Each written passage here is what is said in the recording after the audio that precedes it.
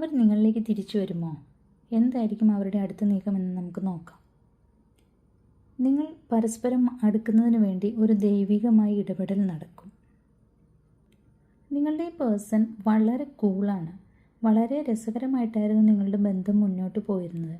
എന്നാൽ പെട്ടെന്നാണ് അവർ ഈ ബന്ധത്തിൽ നിന്നും പിന്മാറിയത്. ഈ ബന്ധത്തിൽ നിന്നും അവർ പിന്മാറിയെങ്കിൽ പോലും ഈ വ്യക്തിയുടെ കണ്ണുകൾ എപ്പോഴും നിങ്ങളുടെ പിന്നാലെ തന്നെയുണ്ട്.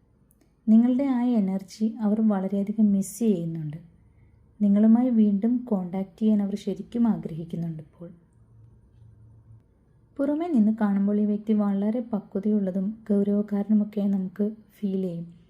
എന്നാൽ ഉള്ളിൽ ഇവർ തീരെ പക്വതയില്ലാത്തൊരു വ്യക്തിയാണ്.